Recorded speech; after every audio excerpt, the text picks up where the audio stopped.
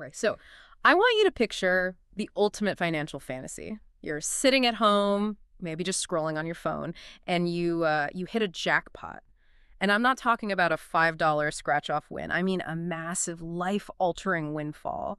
We're talking $71,700. Wow. That's a pay off the student loans and finally fix the roof kind of number. Exactly. And you do everything by the book. This isn't some shady deal. You give them your ID, you verify your address, you verify your bank account, the money gets sent, it actually lands in your account. You see the number on the screen, you breathe this huge sigh of relief, you pay back a friend, you move a little cash over to savings, and then the screen goes black. The digital door is just locked. Less than 48 hours after the money settles, the bank freezes everything. They won't let you log in, they won't let you withdraw. And when you try to prove the money is yours, they just stop accepting your paperwork. It sounds like something out of a dystopian novel, but what we're unpacking today is a very real, very specific case study. It involves a Citibank customer in California. And the timeline we're looking at is what's happening right now, from August of 2025 all the way through this month, February 2026. We have a huge stack of source material for this deep dive. We've got a detailed dispute summary, a really condensed timeline of events, correspondence with the Consumer Financial Protection Bureau, the CFPB, and also the Office of the Controller of the Currency, plus a formal demand letter that was just drafted. So our mission today is to figure out how a completely verified sweepstakes win spiraled into this 6-month bureaucratic standoff. And what you're going to look at a concept that I found, frankly, pretty disturbing in these documents is something I'm calling the recall trap. Mm-hmm. It's basically a mechanism that can leave your money in this state of permanent limbo, where the bank refuses to give it to you, but they also refuse to send it back to where it came from. Okay, so let's start with the source of the money, because I know what some people are probably thinking. Online jackpot? Sounds a little risky. Maybe the bank was right to be suspicious. That's a fair first thought. I mean, banks are under immense pressure to stop things like money laundering. But if we look at the documents, the source here is VGW's Chumba Casino. And, regardless of how you feel about online gaming, this is a massive established company. It operates under U.S. sweepstakes laws. This is not some fly-by-night operation hosted on a server in somebody's basement. And they didn't just wire the money blindly, did they? No, and this is a really critical point. The source material details these KYC protocols. Know your customer. Before VGW released that $71,000, they demanded the customer's government ID, proof of residency, bank statements, even photos of the cards used on the account. They verified the identity thoroughly before a single cent moved. So the money is clean, the identity is verified by the sender. Now, let's talk about the transfer itself, because it's not like the customer just walked into a branch with a sack of cash. Not at all. And this is where Citibank's position starts to get really shaky. So the customer opens a new checking and savings account in late August or early September of 2025. Then, on September 12th, Citibank itself explicitly emailed a direct deposit form to the customer. So the bank invited the deposit. They literally provided the form to make it happen. Precisely. The customer fills out Citibank's own form, sends it over to Chumba, and initiates the transfer. And then on September 19, 2025, that first major installment, $50,000, hits the checking account. And it posted. It went through. It posted, it cleared. The customer used the account. The notes here show they repaid friends using Zelle. They moved about $4,000 into savings, made some small everyday purchases. For about 48 hours, the system worked exactly as it was designed to. The bank accepted the money, and by doing so, acknowledged it belonged to the customer. But then comes September 21st. The customer goes to an ATM, puts in their card, and it's declined. Right. And, normally an ATM decline isn't a total crisis. Maybe the chip is dirty. Maybe it's a fraud flag because it's a new account with a large deposit. Yeah. You just call the bank, answer a few questions, and they unlock it. Exactly. Did you just buy gas in Toledo? Nope. Yeah. Okay, we've blocked the card, or yes. Okay, it's unlocked. Simple. But the timeline here shows something much more chaotic happened. On September 22nd, the customer calls Citibank to figure out why the account is on hold. And according to this dispute summary, 3 different representatives asked for the same specific piece of information. They asked for the ATM PN. Yes. Okay, I have to stop you there. Is there any scenario ever where a bank employee on the phone needs your PN? Never. Absolutely never. That is Security 101. The PN is encrypted, the bank staff can't see it, and they should never, ever ask for it. It is the one verification method that is strictly for the customer. So why were they asking for it? What does that signal? It just suggests a total breakdown.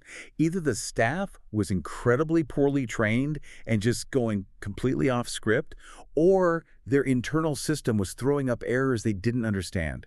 So they were trying these manual overrides that really shouldn't even exist. It tells you this wasn't a standard fraud check. This was chaos. And the customer, who is obviously panicking because 50 grand is just gone, Yeah. gives them the PIN, but it doesn't work. The account stays locked. And then we get to September 23rd.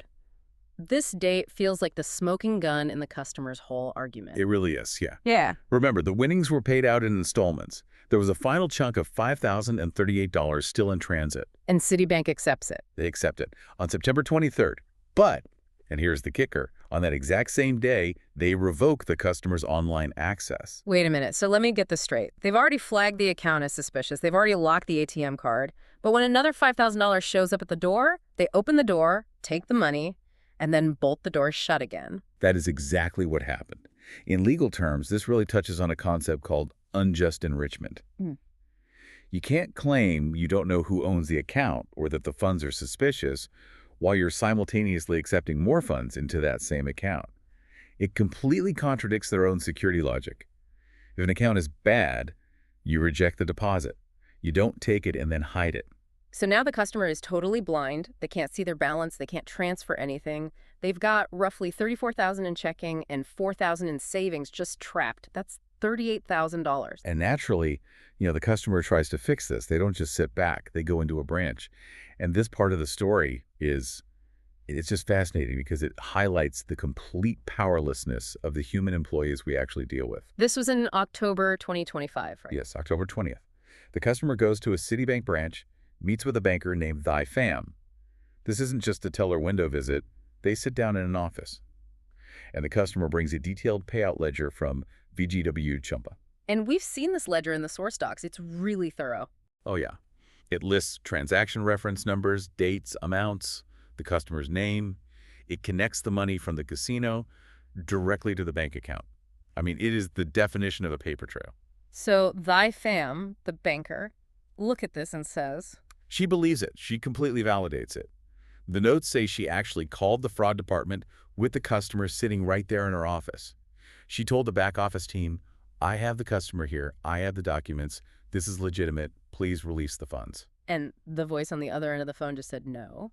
They refused. They flat out rejected the documentation. They stuck to their line that they cannot determine funds ownership. That's terrifying. You are sitting with a bank manager who agrees with you, who sees the proof, and some algorithm or policy in a data center somewhere just overrules reality. It's the computer says no problem, but with life-altering stakes.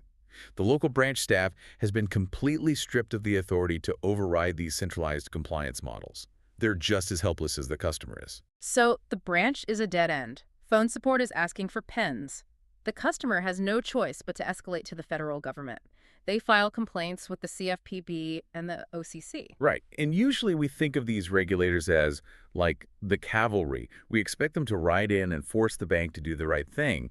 But in this case, the correspondence shows they acted more like mailboxes. They just forwarded the letters back and forth. Essentially, they facilitated the exchange, but they didn't make a ruling. But this exchange gave us Citibank's official written position. And this is where we find that recall trap. Okay, unpack that for us. What exactly is the bank demanding? So in letters dated December 28th and February 5th, Citibank lays down an ultimatum. They say, we will not give you the money. If you want this money moved, you must tell the sender VGW Jimba to recall the funds. All right, let me play devil's advocate for a second. Why does the bank want a recall? Why not just cut a cashier's check to the customer and close the account? It's all about liability. If Citibank cuts a check to the customer, and then 6 months later it turns out the money was fraudulent, Citibank is left holding the bag. By demanding a recall, they're trying to force the transaction to reverse itself through the banking system.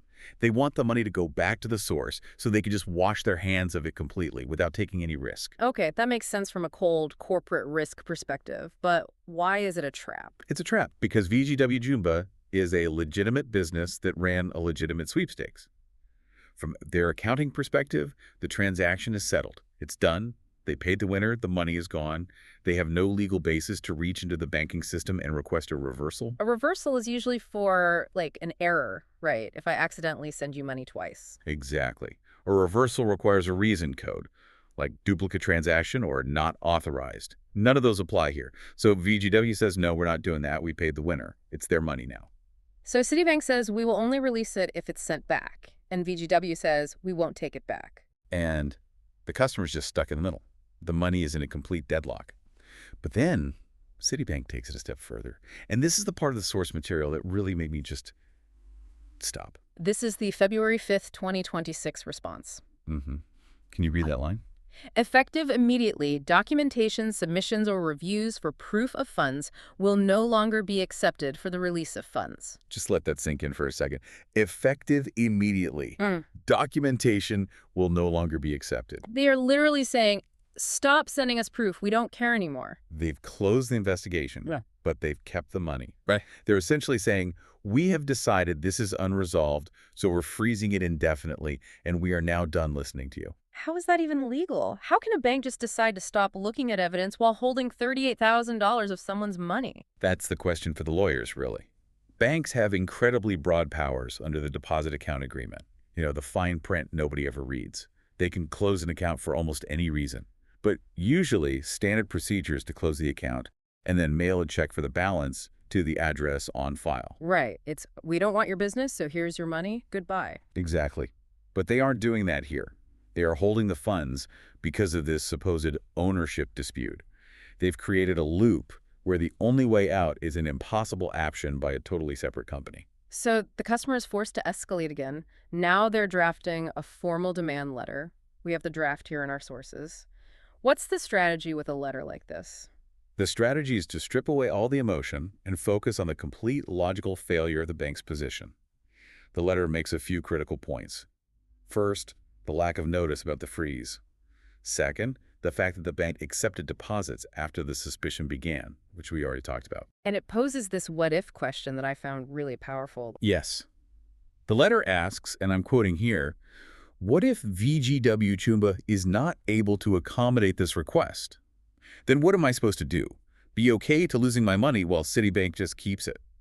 It's challenging the bank to go on record. That's it. Exactly. It forces them to answer the core ethical question. If this recall doesn't happen, does the bank intend to just confiscate the funds permanently? If they admit that, they're essentially admitting to theft. If they deny it, well, then they have to provide another way to release the money. Do you think the bank is doing this maliciously? Is there like some villain in a back room laughing about keeping this 38 grand? I really don't think it's one person. This feels more like a compliance deadlock. The fraud algorithm flagged the transaction, most likely, because sweepstakes casinos are considered high risk for money laundering. The recall protocol is probably just a standard, rigid policy for that specific error code. So nobody is actually empowered to use common sense. Right. The humans at the branch can't override the code. The humans at the help desk can't verify ownership.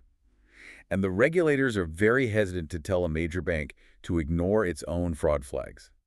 It's a system designed to protect the bank, not the customer.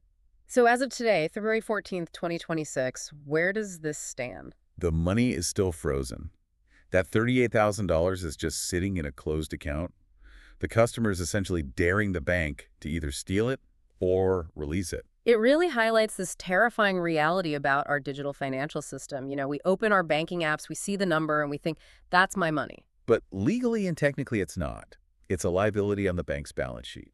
When you deposit money, you're basically loaning it to the bank, and they promise to pay it back on demand. But if they decide that your demand is suspicious, or if they decide they can't verify that you are the one demanding it, The promise is broken. and the burden of proof shifts entirely to you. And as we see here, even having the proof, the ledger, the emails, the ID, it might not be enough if the institution just refuses to look at it. What should the listener take away from all this? I mean, aside from don't win the lottery, which seems like terrible advice. It's about diversification and documentation. I think this case proves you should never keep all of your liquidity in one single institution, especially if you're expecting a large, unusual transfer. If you have a big windfall coming, selling a house, a big bonus, a jackpot, don't just dump it into your main checking account where your mortgage comes out of. Because if they freeze that one account, they freeze your whole life. Precisely. Use a separate account and Uh, keep the receipts. If this customer didn't have the payout ledger, the email inviting the deposit, and the detailed timeline of calls, they would have absolutely zero leverage. Now, at least, they have a case that a lawyer could actually take to court if this demand letter fails. It's a really sobering deep dive. You verify your ID, you follow the rules, you win fair and square, and you still end up fighting a global bank just to get your own money. It just shows that in the war against fraud, there's a lot of collateral damage. And sometimes that damage is a verified customer with a legitimate win who just wants to pay their bills. I want to leave everyone with one final thought to mull over. We talked about the bank refusing to release the money to the customer and refusing to send it back to the source unless the source asked for it. So if the bank just sits on that $38,000 indefinitely, who does that money actually belong to? Is it just theirs now? That is the multi-million-dollar question, isn't it? Thanks for listening to The Deep Dive. We'll catch you on the next one.